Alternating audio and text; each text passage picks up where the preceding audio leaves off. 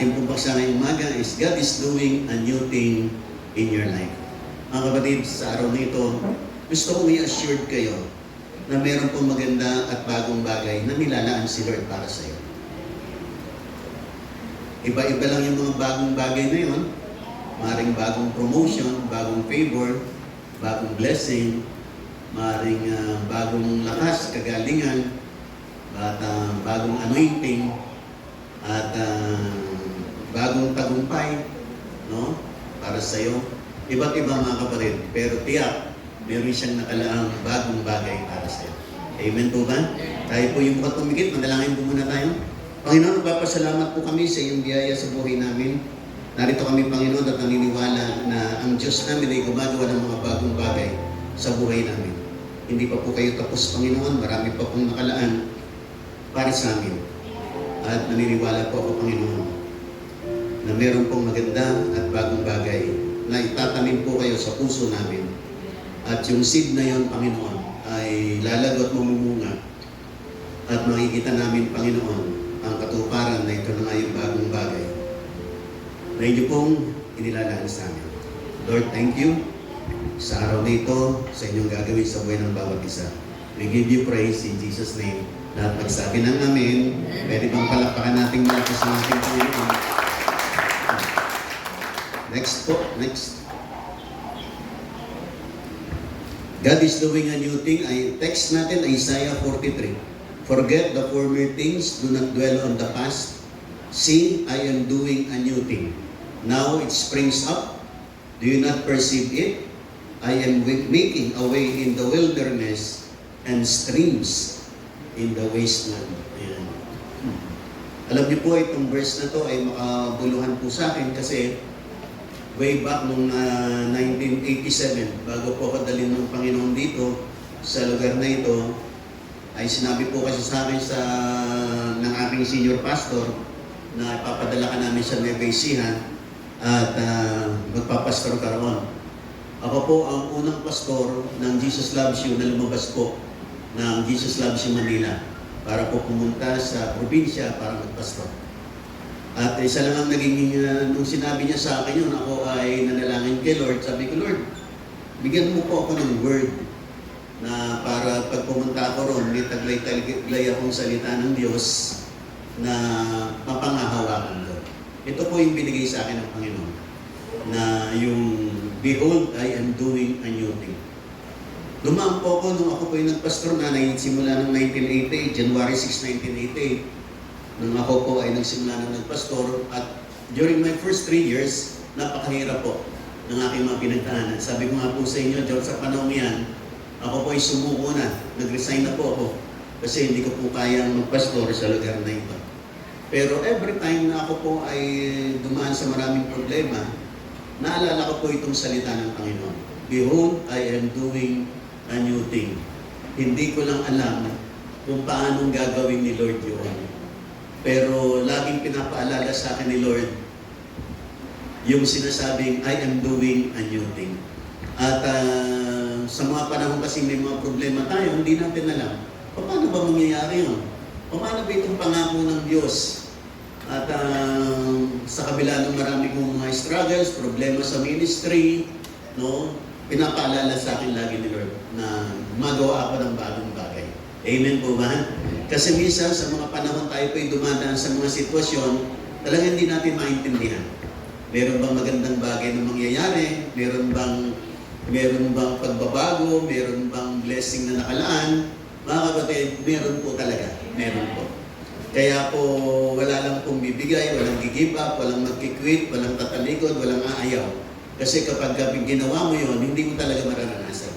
Mararanasan yon ng mga taong nananampalataya at nagpapatuloy sa Panginoon despite na dumadaan sila sa mga difficult times of their lives. Patuloy ka lang, tuloy lang, maniwala ka lang sa sinasabi ng Panginoon. At makikita mo isa sa mga araw na darating, one of these days, makikita mo, totoo nga, na si Lord pala meron ginagawang mabuting bagay. Amen po ba? Meron siyang ginagawang bagong bagay. Amen po ba?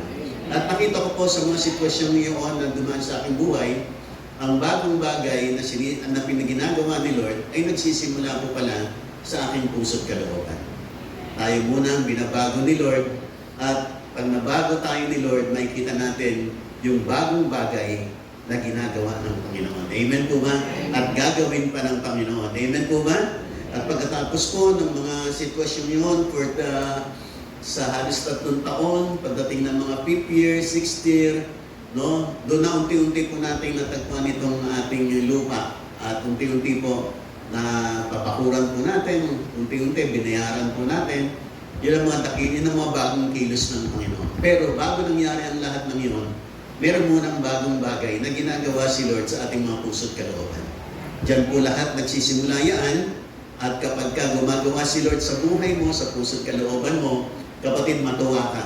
After nyan, yung susunod, makikita mo yung manifestations of the new things na gagawin naman ng Panginoon pagkatapos sa inside of you, outside of you. Amen po ba? Una sa loob, pagkatapos yan, sa panlabas naman, gumagawa siya at gagawa siya ng mga bagong bagay sa buhay mo. Totoo po yan, mga kapatid. Amen po ba? Sabi mo sa katabi mo, totoo yun. Ayan. Next, sabi rito, yung isa pang translation, forget what happened in the past and do not dwell on events from long ago. I am going to do something new. It is already happening. Don't you recognize it? I will clear a way in the desert. I will make rivers on dry land. No? Kaya sabi ng Panginoon, yung mga nakaraan, libing mo na sa limot at huwag ka nang tatahan doon sapagkat gumagawa ka ng bagong bagay. Sabi niya, it is already happening. Nangyayari na. No? Hindi mo ba napapansin? Don't you recognize it? I will clear a way in the desert. I will make rivers on dry land. Na minsan ang tingin mo parang wala ng pag-asa, parang disyerto, parang walang blessing. Kapatid, meron. Amen po man. No? Kasi tumitingin po tayo in the natural, pero in the supernatural and in the spiritual level ng ating mga buhay, meron po palang ginagawa si Lord. Amen po man. At doon po tayo mananampalataya at maniniwala sapagkat gaganapin ng Panginoon. Next, mga kapatid. Next, ayan. We all reach points in our lives where the past seems to define us. Past mistakes, hurts, failures, even the memories of past successes can hold us hostage. Paano po yun? Minsan daw po may mga pagkakataon sa buhay natin na dahil nabigo tayo ng nabigo, parang iniisip natin, ay mabibigo na naman tayo, hindi tayo magtatagumpay. Minsan may mga ganung pangyayari sa buhay ng tao. Dahil sa marami niyang naging problema, maraming mga naging difficulties, lagi niyang tinitingnan na parang wala na. Puro kahit na anong itry ko, hindi na mangyayari. Kapatid, huwag kang maniwala doon. Amen po ba? Kung tumingin ka sa inaharap, may mas magandang nilalaan si Lord. Amen po ba? Maring minsan, marami tayong mga kabiguan, pero try and try, mga kapatid. Kasama natin si Lord. Amen po ba? At makikita natin sa isang iglap, makikita mo, God can turn around your situation. Maring marami kang failures, mistakes, hurts na dinandaanan sa buhay mo, pero mga kapatid, kumapit ka lang kay Lord. Meron siyang magandang nilalaan para sa iyo. Amen po man. At sa ganon, huwag kang mag-dwell sa mga nakaraan. Maniwala ka, umasa ka, manalig ka na ang Diyos ay may nakalaang maganda para sa iyo. Kasi no-hostage daw po tayo ng mga past mistakes natin, hurts and failures, maging past successes. Na minsan hindi na po tayo umuusad kasi niisip natin lagi na noon nga, naging matagumpay ako, noon nga mapakainit ko sa paglilingkod. Mga kapatid, noon po yun. Ang tanong yun ngayon. Amen po ba? Nakikinig po ba kayong lahat? Maganda po na tayo naging mga matagumpay sa nakaraan. Pero huwag po nating hayaan na yung nakaraan na yun, hanggang doon na lang tayo. Kasi meron pang next level na pinadadalan sa atin si Lord. Amen po ba? Meron pa siyang gustong gawin sa iyo. Amen po ba? Kaya patuloy kang mangarap, patuloy kang maniwala, patuloy kang humakbang, kasi meron pang bagong bagay na gagawin si Lord sa buhay mo. Amen po ba? Kasi kung wala na siyang gagawin bago sa buhay mo, ba't hindi kaya kunin ka na lang ni Lord? Wala na palang bago para si Lord sa iyo. Meron pa, kaya nandito ka. Amen po ba? Sabi mo sa katabi mo, kaya nandito ka pa. Ayan. Kasi may gagawin si Lord na bagong bagay pa sa buhay mo. Kahit na ikaw ay may edad na, kahit na ikaw ay bata pa, kahit na ikaw ay parang tapos na ang buhay sa iyo. Mga kapatid, no, hanggat naririto ka, mayroong bagong bagay na inilalaan si Lord para sa iyo. Amen po ba? Kasi kung wala na, tapos na, bakit hindi pa tayo kinuha ng Panginoon? Tapos na pala. Sa mga tuwid, hindi pa tapos. Meron pa siyang gagawing bagong bagay sa buhay mo. Amen po ba? Kaya sabi nito, but God steps in with a declaration that echoes through time, I am doing a new thing. Amen po ba? Sabihin po natin, I am doing a new thing. Sabi ng Panginoon. Amen po ba? Kaya mga kapatid, itong message na to was given to Israel in time of exile. But it speaks of just as powerfully to us today.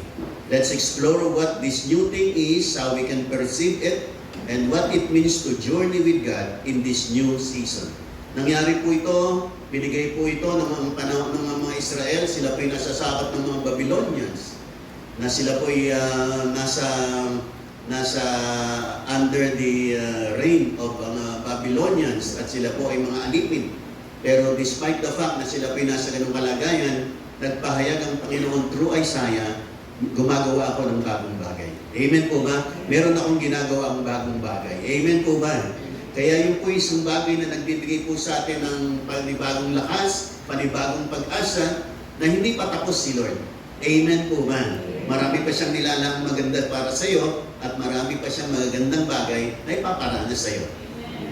Yung naniniwala, magsabi ng Amen. Next, how to experience new things or new beginnings. Paano po natin na-experience? Sabi po, tingnan po natin yung Joseph's story in Genesis. Joseph's story in Genesis is a classic example of new beginnings, new things God is doing amidst challenging circumstances. Si Joseph ay nanaginip siya na luluhod sa kanya yung araw, buwan at bituin, luluhod sa kanya, at nanaginip siya na yung kanyang binigkis ay tumaas, yung kanyang sa kanyang mga kapatid ay yumukod sa kanya. Kaya sabi ng kanyang mga kapatid, hindi pong sabihin paghaharian mo kami. Kasi si Joseph ay pang-11 anak. Kaya kumbaga merong 10 mas matanda kaysa kanya. Ibig sabihin, ikaw bunso ka lang halos. Ibig sabihin, ikaw ang maghahari sa amin. Yuyukod kaming lahat sa iyo. No? At hanggang na naginip pa siya na binigyan siya ng dream ni Lord na maging yung araw at bituin at buwan ay yuyukod sa kanya. Kaya sabi ng tatay niya, si Jacob, no? Ibig sabihin kami rin ay luluhod sa iyo. Pero mga kapatid, nagkaroon po ng kaganapan yun. Pero bago nangyari yun, no, siya ay dumaan, sabi rito, after facing betrayal over his brothers and then facing imprisonment in Egypt, he ultimately rises to power as the governor of Egypt and becomes a savior for his family and the nation of Egypt and many people in his time. Ang sabi po ng Bible, pag dumaan po siya sa mga betrayal ng kanyang mga kapatid, sapagkat ang naging unang persecutor niya ay mga kapatid niya. Hindi naniwala sa kanya, nainis sa kanya, at sinabing mapanaginipin siya. No? At pagkatapos, nung siya ibinenta ng kanyang mga kapatid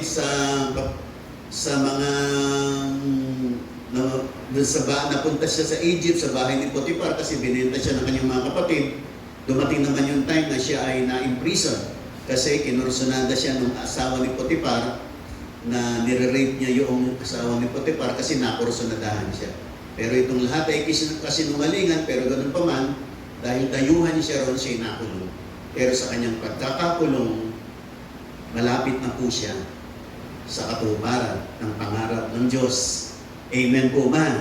Kasi sa kulungan niya mamimit yung isang lalaki na maglalapit sa kanya sa Pharaoh, sa pinakahari ng Egypt, sa Pharaoh.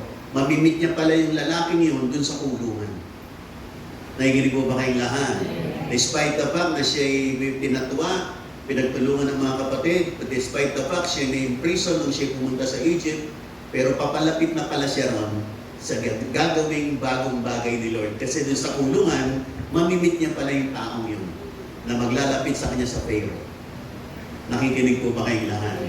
Kaya minsan parang nakalulungkot yung kanyang nangyari, na siya ay parang pinagbintangan na nire-rape niya yung asawa ni Potiphar, sinumbong sa kay Potiphar, kaya ay kinulong siya. At sa pangyayaring yun, doon pala niya mamimit yung lalaking yun na maglalapit sa kanya sa Pharaoh, sa hari ng Egypt. Nakikinig po ba kayong lahat? Mga kapatid, sabi diyan, his journey highlights God's faithfulness, forgiveness, and the potential for transformation even after going through difficult and hard experiences of life. Nandito natin makikita ang katapatan ng Diyos, ang pagpapatawad ng Panginoon, at yung pagbabago ng Diyos sa mga larangan ng buhay natin, gaano man kahirap ang ating dinadaanan. Gaano man kahirap yan, mga kapatid. Nandiyan ang Panginoon. Amen po ba? Amen. No? Babaguhin niya ang lahat, itatransform niya yung sorrows mo into joy. Amen po ba? Yung mga kalungkutan mo, papalitan niya ng kagalakan. Nakikinig po ba kayong lahat? Bawat isa po sa atin, pinaglalaanan po ng Panginoon. Merong new thing na nilalaan si Lord para sa iyo. Amen po ba? Sabihin mo sa katabi mo, meron bagong bagay sa iyo. Amen po ba? Sapagat ang Diyos ay matapat at ang Diyos ay gusto niyang gumawa ng bagong bagay sa buhay po ng bawat isa sa atin. Maring naranasan na natin ang mga bagong bagay na ginawa ni Lord. Pero mga kapatid, hindi pa po nauubos. Amen po ba? Meron na namang bagong bagay na inilalaan si Lord para sa iyo.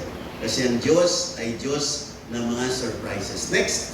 In the Bible, particularly the parable of the prodigal son in Luke chapter 15, illustrates the concepts of new beginnings. New things God is doing through the story of a young man who squanders his inheritance.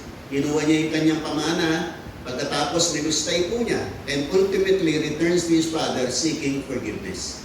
Nung makuha niya yung kanyang kayamanan, yung kanyang mana, kahit na hindi pa namamatay yung tatay niya, kinuha niya na, hiningi na niya, nagsumamo siya, pinagkaloob naman sa kanya. Nung siya'y magkamala ng maraming pera buhat sa kanyang pamana, ginastos niya nilustay niya sa hindi wastong pamumuhay.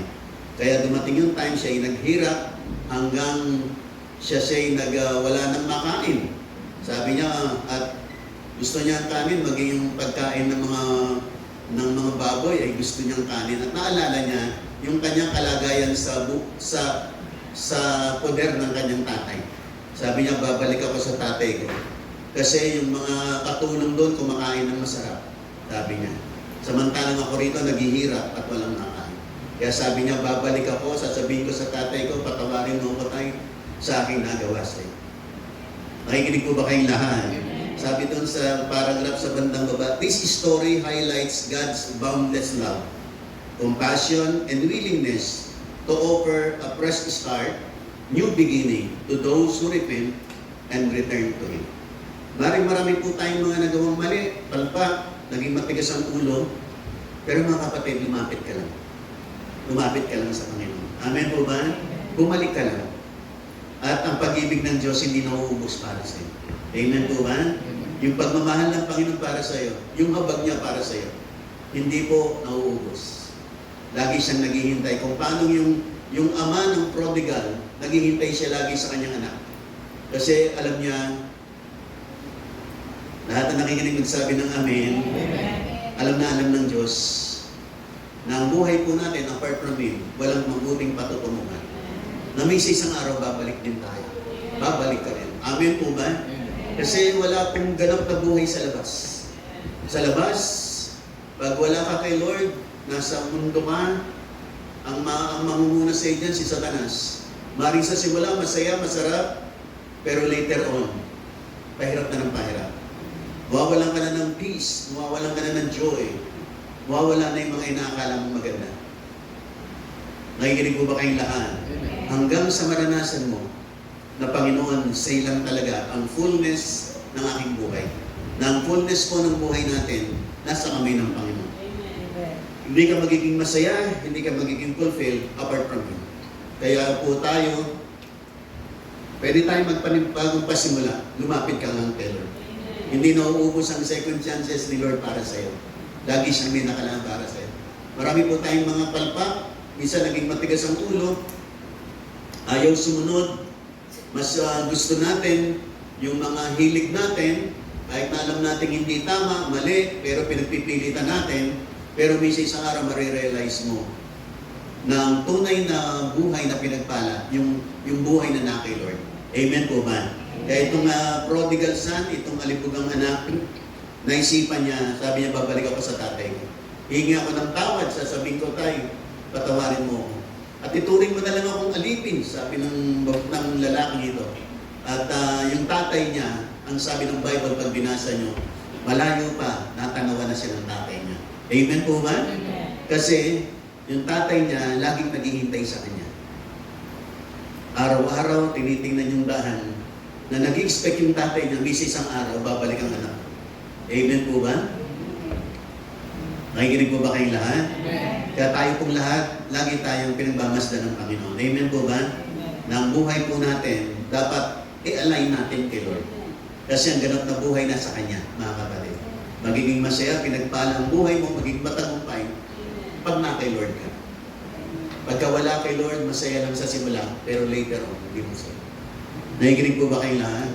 Maraming mga taong gusto nilang yumaman.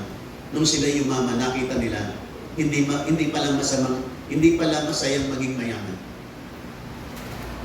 Pag wala si Lord. Amen po ba? Nakikinig po ba kayong lahat? Masarap naman yung maraming kayamanan, pero pag wala si Lord, hindi pa rin. Kasi ang tunay na kagalakan, si Lord. Amen po ba? Kahit na marami kang material na bagay, no? Pag wala si Lord, wala rin. Ang pinakamayamang tao sa mundo, pinakamaraming asawa, pinakamatalinong tao, naranasan niyang lahat. Si Haring Solomon. Amen po ba? Pag binasa niyo Ecclesiastes, pinakamarami siyang asawa, lahat ng gusto niyang pagawa, napapagawa niya. No? Pagkatapos sa kahuli-hulihan, sabi niya, vanity. Sabi niya, walang kabuluhan ng lahat ng bagay. Ang tunay na katungkulan ng tao, matakot ka sa Diyos at gawin mo ang mabuti. Amen po ba? Na ito pala ang tunay na katungkulan ng buhay. Hindi po pala yung mga material na bagay. Maganda yung may mga material na bagay, maraming pera, pero pag wala si Lord, hindi pa rin fulfilled, hindi pa rin contented. Kasi na kay Lord ang lahat ng bagay. Na hindi nabibili ng pera. Amen po ba? Amen. Kaya yan po ang kagandahan at dyan po tayo mapalad mga kapatid. Hindi man tayo nag-uumapo na pagpapalad sa mga material at pinansyal, pero isang magandang bagay, na kay Lord po tayo. Amen po ba?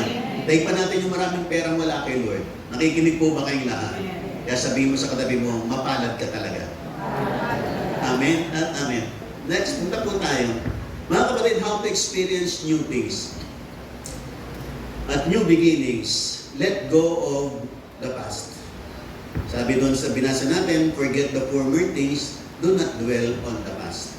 Kalimutan na po natin yung mga nakaraan, ilibing na natin sa limot, no? At kung may naalala pa man natin, wala namang problema. Basta't mahalaga, sa mga nakaraan, marami tayong mga bagay na natutunan na nagdala sa atin papalapit sa Panginoon. Amen po ba? Nakikinig po ba kayong lahat? Kaya wag daw po tayong do not dwell on the past. Huwag kang tumira sa nakaraan. Sapagkat yung nakaraan ay nakaraan na. Nandito tayo sa kasalukuyan. Nakikinig po ba kayong lahat? Next, sabi riyan, because living in the past blinds us to what He is doing now. Yung mga pag tayo po ay laging sa nakaraan nakatingin, ay nabubulag daw po tayo sa mga bagong bagay na gagawin ni Lord sa atin. Nakikinig po ba kayong lahat?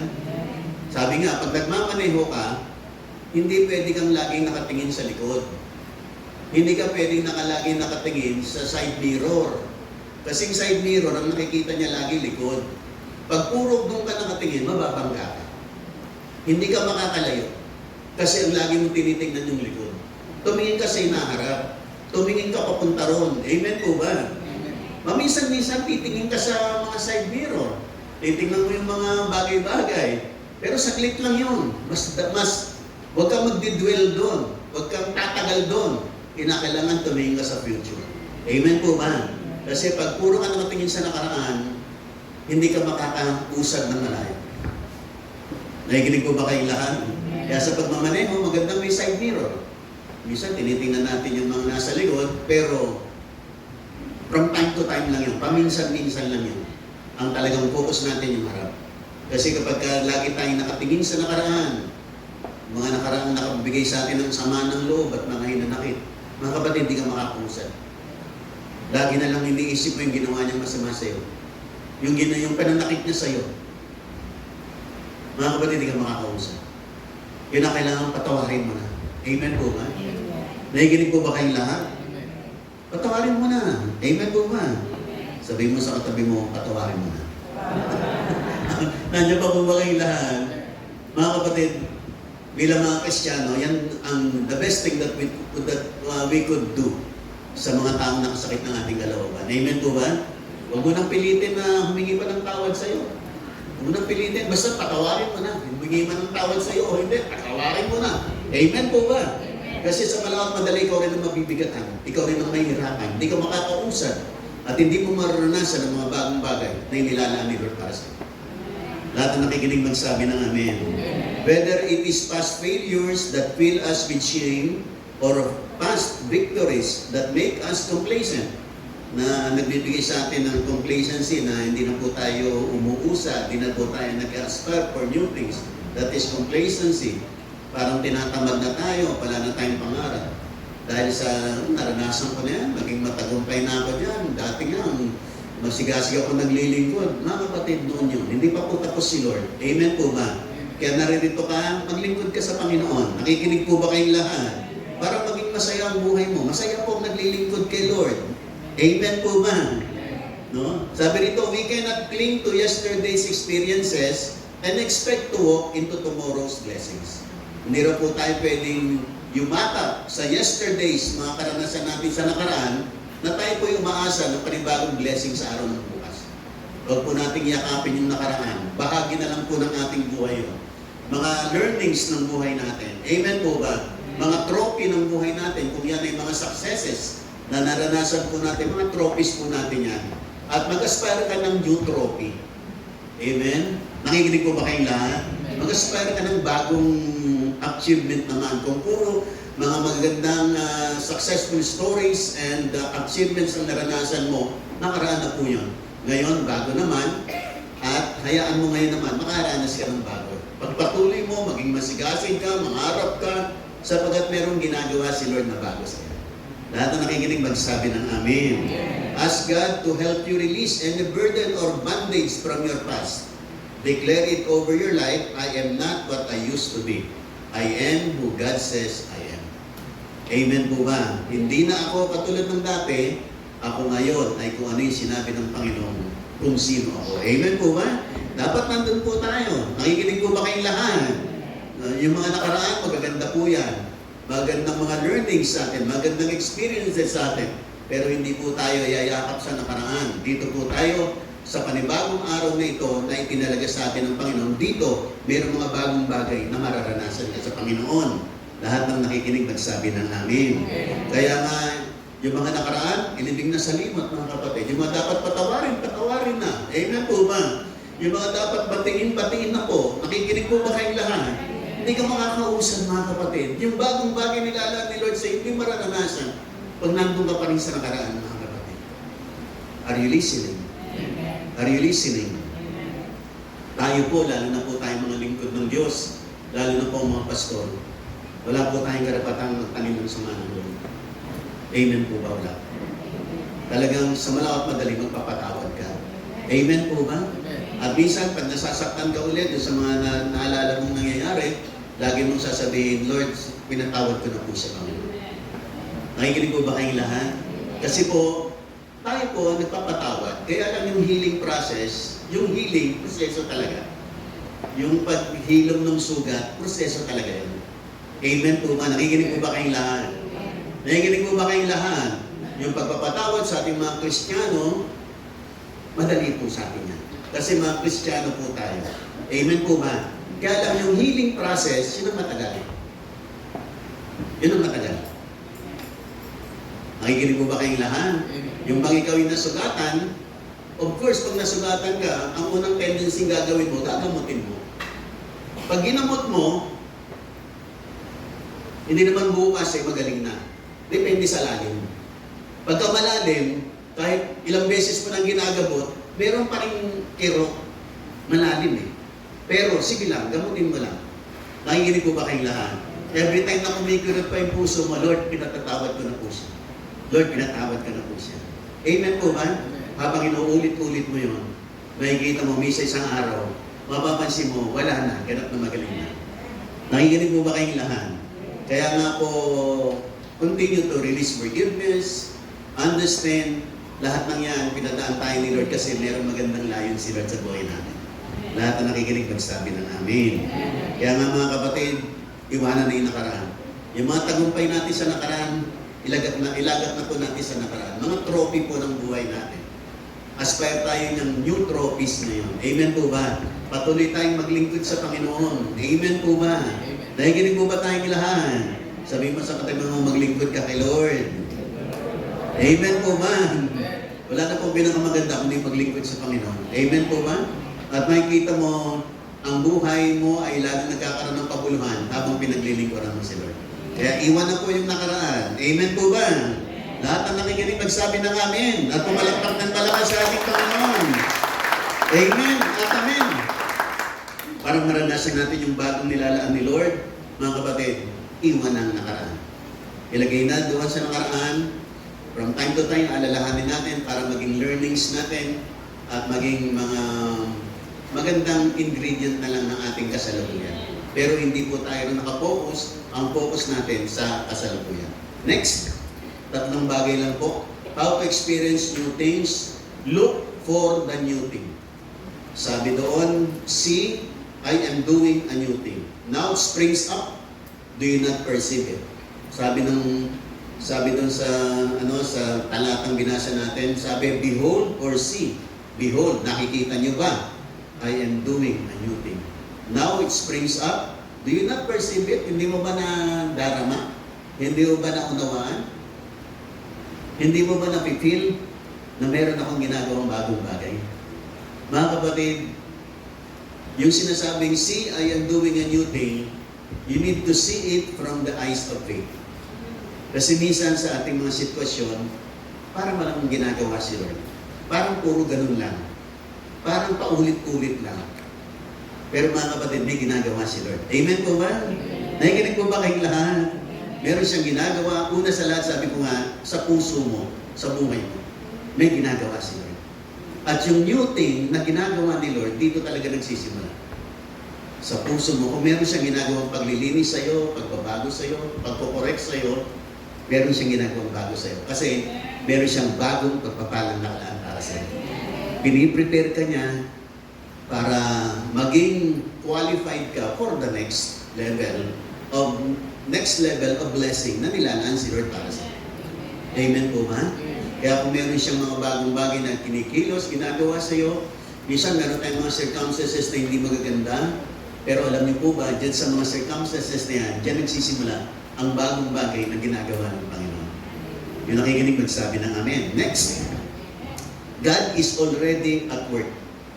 The question is not whether He is moving, but whether we can recognize Him. Hindi raw po tanong yung si Lord ba ay kumikilos sa buhay ko. Hindi raw po yun. Kasi si Lord kumikilos. Meron siyang ginagawa. Ang isang bagay lang, nadarama mo ba? Alam mo ba? Napapansin mo ba? Meron siyang ginagawa. Yung nakikinig magsabi ng amin. Kung magiging sensitive po tayo sa mga ginagawa ng Panginoon, meron po mga kapatid. Meron. Meron siyang ginagawang bago sa iyo. Meron siyang kung meron mga pagtutuwid siyang ginagawa, pagkukorek, meron mga bagay-bagay, excuse me, na nangyayari sa iyo na parang hindi ka aya-aya, na kinakailangang ayusin, baguhin, kasi may ginagawa si Lord. Are you listening? Dapat, kaya sabi ng Panginoon, do you not perceive it? Hindi mo ba naunawaan? Hindi mo ba nararamdaman na meron akong ginagawa? Kapatid, meron. Sa bawat larangan at sa bawat araw ng buhay natin, may ginagawa sila.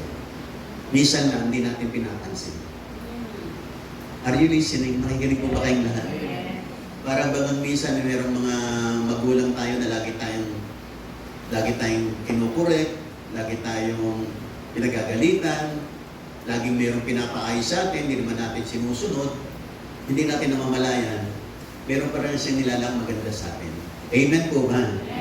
No, na kapag tayo po yung naging humble enough and honest enough, at tayo nag-move ayon sa kilos ng Panginoon, at nagbago at nagkaroon ng mga pagbabago sa buhay natin, makikita natin yung mga bagong bagay na nilalaan ng Panginoon sa atin, masasalubong natin. Amen po ba? Nakikinig po ba kayong lahat? Mga kapatid, spiritual perception and understanding is the key. Yung pangunawa mo, yung recognition mo, yung pandama mo, nararamdaman mo sa puso't kalooban mo, yung mga ginagawa ni Lord, yun ang susi, mga kapatid. Kaya dapat maging sensitive ka. Minsan, ang inaano pala ng Panginoon, ay gusto ni Lord, maging mapagpakumbaba ka, maging maunawain ka, maging mapagpatawad ka. Lahat na nakikinig, magsabi ng amin. Matuto kang sumunod, matuto kang magpasako, matuto kang umunawa. Are you listening? Nakikinig po ba kayong lahat? Nakikinig po ba kayong lahat? Yung mga bagay na yon ay mga simpleng kilos ng Diyos na dapat bigyan natin ng pansin. Kasi yun ang key, yun ang susi, yun ang key sa mga bagong bagay that God will do in your life. Meron siya mga bagong pagpapala sa iyo, pero sinisimulan muna niya rito. Are you listening? Nakikinig po ba kayong lahat? Nakikinig po ba kayong lahat? Sabi rito, often, kadalasan daw po, the new thing does not come in the package we expect.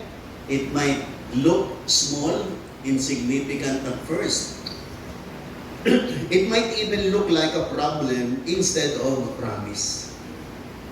Isang tingin natin parang problema, bakit parang ang hirap at ganun, pero hindi natin alam, may ginagawa si Lord. Yung nakikinig ba, magsabi ng amen. Sabi mo sa katabi mo, may ginagawa si Lord sa buhay mo. Yung naniniwala, magsabi ng amen. Kaya sa buhay po natin, may ginagawa si Lord. Kasi yung ginagawa ni Lord ng mga pagbabago sa buhay natin ay mga preparation niya for the new things and new blessings that God has prepared for us sa next season ng ating buhay. Nakikinig pa po ba kayong lahat? Kaya nga sabi diyan sa next paragraph, ask God to open your eyes to what He is doing in your life right now. Buksan nawa ni Lord ang ating mga mata para makita natin yung mga ginagawa ni Lord sa buhay natin. Ngayon, look through the eyes of faith for signs of new beginnings, new things, new opportunity, a restored relationship, a growing hunger for His Word. Yung mga pangusap ni Lord sa atin na magpipray ka, anak, magbabasa ka ng salita ng Diyos. Yan po ay mga bagong ginagawa si Lord sa buhay mo. Kasi meron siyang bagong blessing para sa iyo. Nakikinig po ba kayong lahat? Kaya yung bang mga bagong kilos ni Lord na gano'n, mga simpleng bagay, pero magdadala sa iyo ng bagong bagay at bagong pagpapala para sa buhay mo. Lahat na nakikinig magsabi ng amen. Yung simpleng kilos ng Diyos na nilagyan kanya sa puso mo, anak, simula ngayon, huwag ka nang aamusin. Lagi ka nang dadala. Yung mga simpleng kilos ni Lord na yun sa iyo, ay nangangahulugan ng mga new things that God is doing in your heart kasi meron siyang new things that He has prepared for you sa panahon ito. Yung nakikinig, magsabi ng amen. May mga new things, mga kapatid. Kaya buksan tayo ni Lord, ating mga puso at kalooban, para sa ganon, makita po natin yung mga munting kilos ni Lord sa puso natin.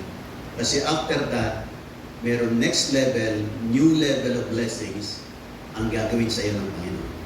Meron siya mga bagong pagpapala para sa iyo. Kung naniniwala ka, magsabi ka ng amen. At pwede ba palakpakan natin malakasan natin? Nandito na po ako sa pangatlo at panghuli. Number 3, yan. Just trust God. How to experience new things, new beginnings, just trust God. Sabi dun sa ating binasa sa Isaiah 43, I am making a way in the wilderness and streams in the wasteland or desert.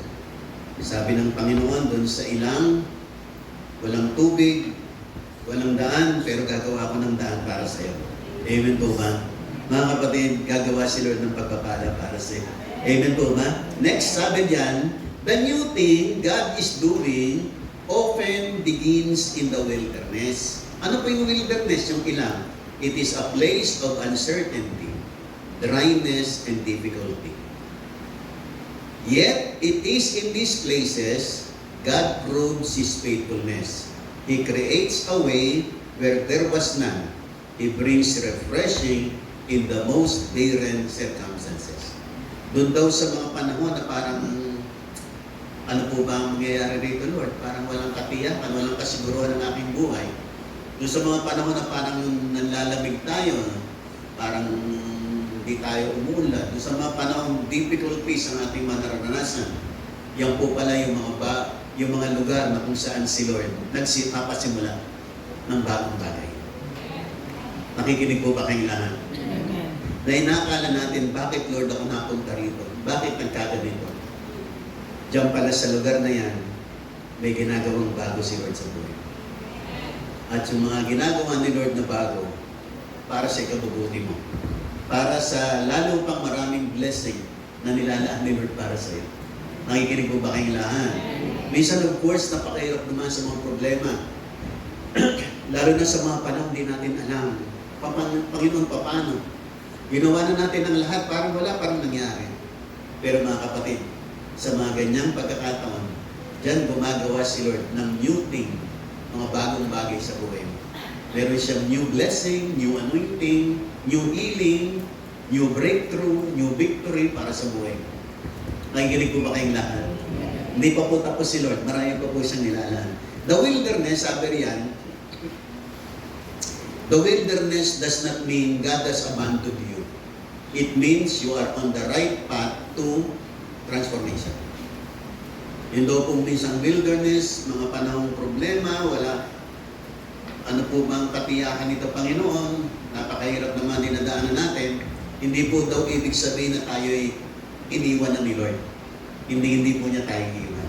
It means nandiyan po tayo sa landas na merong gagawing bago si Lord sa buhay. Nakikinig po ba kayong lahat? Nakikinig po ba kayong lahat?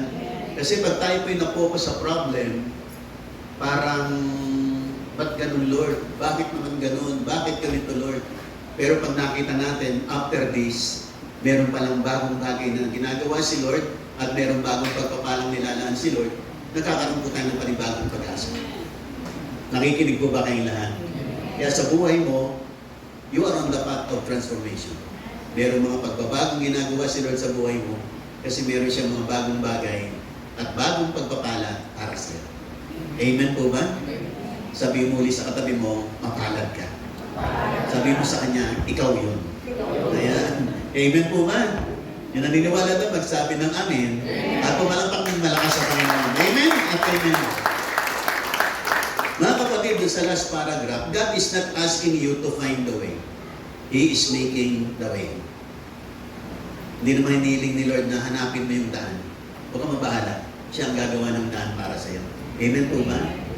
Sabi, He is not asking you to quench your thirst. Hindi niya hinihingi sa iyo na mapatid ang iyong kauhawan. He is providing you the living waters. Bibigyan kanya ng tubig ng buhay para yung kauhawan mo ay mawala at ikaw ay ma-refresh. Nakikinig po ba kayong lahat? Kaya nga sa anong sitwasyon tayo nandoon mga kapatid, ang sarap isipin, meron palang nilalang bago si Lord sa atin. Amen po ba? Na minsan nakakala natin yung mga setbacks natin. Sabi ko nga doon sa aking sulat, your setbacks excuse me, into comebacks. Amen po ba? Nakikinig po ba kayong lahat? Yung ating mga setbacks ay magiging comebacks po natin yan. Amen po ba? Na parang inaakala natin, bakit nagkaganito? Pero wow, mas maganda pala nilalaan ni Lord. Amen po ba? Nakikinig po ba kayong lahat? Di ba si Ray, no? Lagi kong sinasabi si Ray, grabe yung mga nangyari sa akin manugang na yun bago nakapunta sa iyo. Bago nakapunta sa UK yun. No? Diba, binabanggit ko sa inyo, ilang araw na lang, Prepared na siya lahat, papuntang Korea. Ayos na ang lahat. Tapos ilang araw na lang, mga 3 days na lang. Naka-impake na lahat. Biglang dumating ang na hindi pala siya nakapasa dito sa visa dito sa Pilipinas. Pero sa Korea, okay na. Pero pagdating dito sa Pilipinas, mas mahigpit pala. Kaya masyado siyang down. At hindi ko makakalimutan kasi nangyari yung bandang October. Tapos noong November, yung nag-post siya doon sa puntod ng kanyang tatay. Sabi niya sa kanyang tatay, "Tay, pa, bigo na naman ako." Medyo nakakaano yung pangyayari niya sa kanya. Pero after that, nagbukas naman si Lord ng mas maganda. Amen po ba? Yung inakala nating setbacks, parang wala na. Huwag lang po tayong bibigay. Amen po ba? Nakikinig po ba kayong lahat? During those times, naalala ko, meron ako isang message noon. Nung panahon na nandun si Ray, in-inspire ako ni Lord na gumawa ng message, "The best is yet to come." Nung dumaan siya sa ganung sitwasyon, in-inspire ako ni Lord na gumawa ng isang mensahe, "The best is yet to come." Pero hindi ko alam paano mangyayari the best na yun. Hindi ko alam paano mangyayari yung mas maganda na yun. Basta nangaral ako, sapagkat si Lord, lagi siyang naglalaan ng the best para sa atin. Lagi siyang naglalaan ng mga bago para sa atin. Amen po man? Kung paano, hindi natin alam. Pero sigurado, meron best that are waiting for you. Meron new things that are waiting for you. Amen po ba? Basta tuloy-tuloy lang, mga kapatid, walang bibigay, walang aayaw, no? At tuloy-tuloy sa pagdalo, paglilingkod, yung mga ginagawa natin, pananalangin, pag-aaral ng salita ng Diyos, tuloy-tuloy lang. At sa isang araw makikita mo, bubukas ang pintuan. Amen po ba? Amen. Mga kapatid, nasa conclusion na po ako. God is doing a new thing in your life, in your family, and in your heart. But you must let go of the old. Perceive, understand, and see the new. Talikuran na po, iwan na po natin nakaraan, at ang makita po natin, merong bagay na bagong bagay na inilalaan si Lord. And trust Him in the in-between. Yung mga hakbang, tiwalaan natin si Lord. Amen po ba? Basta tuloy-tuloy lang sa salita ng Diyos, tuloy-tuloy lang sa ating mga paglilingkod, pagdalo, pananalangin, pagbibigay, tuloy-tuloy lang, mga kapatid, tuloy-tuloy lang. Nakikinig po ba kayong lahat? At nakikita mo what God will do. Sabi, don't get stuck in what was. Pag daw po tayo may stock up sa mga nangyari na, step forward into what God is doing now. Umakbang ka sa kung ano yung ginagawa ni Lord na bago sa araw na yun. Lahat na nakikinig, magsabi na namin. At panghuli, sabi diyan, a prayer. Lord, I release the past. I open my eyes to what you are doing. I trust you to make a way. I believe you are doing a new thing in me. Thank you for being the God of new beginnings. Help me to forget the former things and trust you fully. Open my eyes to the new thing you are doing. Even in the wilderness, I know you are making a way for me. In Jesus' name, Amen. Mga kapatid, sabay-sabay po tayo, babasahin po natin ang panalangin ito. Amen po ba? Pag binasa natin, basahin po natin ng panalangin po sa Panginoon. Amen po ba? Bibilang po ako ng 3, dahan-dahan lang po ang pagbasa natin. Amen po ba? Okay? Bibilang po ako ng 3, sisimulan natin sa Lord, I release. Okay? 1, 2, 3. Lord, I release the past. I open my eyes to what you are doing. I trust you to make a way. I believe you are doing a new thing in me. Thank you for being the God of new beginnings. Help me to forget the former things and trust you fully. Open my eyes to the new thing you are doing. Even in the wilderness, I know you are making a way for me. In Jesus' name, Amen. Di mo ko tayo pumikit, ako po na lang mananalangin. Panginoon, salamat po sa araw nito. Salamat po, Panginoon. You are the God of new beginnings, the God of new things. Hindi pa po kayo tapos para sa buhay ng bawat isa. Tulungan niyo po kaming makarelease sa mga nakaraan. Buksan niyo ang aming mga mata, Panginoon, sa mga bagong bagay na ginagawa niyo po sa araw na ito, Panginoon. Pabutin niyo po ang buhay ng bawat isa sa amin. Nawa, madama po namin, Panginoon, ang mga bagong kilos niyo sa aming puso, sa aming buhay. Nang sa ganun, Panginoon, malakaran po namin ang mga bagong bagay na nilalaan niyo. Sa araw na ito, pinapatawad po namin lubos yung mga nakasakit sa amin, nagkasala sa amin. At patawarin niyo rin po kami, Panginoon, sa aming mga pagkakulang. Tulungan niyo po kami, Panginoon, sa mga bagong bagay at bagong pagkilos niyo sa aming mga puso. Bigyan niyo po kami ng panibagong apoy, panibagong kilos po niyo sa aming mga puso. Sapagkat dito nagsisimula ang mga bagong bagay. Tulungan niyo po kaming i-correct ang aming mga mali. Ituwid ang mga lihis. Itama ang mga dapat itama. Sa araw dito, salamat po. Salamat po, Panginoon, sa inyong pagkilos sa aming mga buhay, sa aming kalagitnaan. At naniniwala kami, Panginoon, mayroong mga bagong bagay na nakalaan sa inaaraw. New favors, new promotions, new blessings, new healings, new anointing. Meron new breakthroughs, new victories.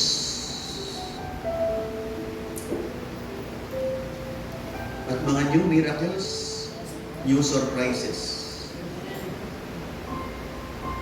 Na nakalaan, Panginoon, sa inaharap. Salamat po, Panginoon, sa buhay ng bawat isa.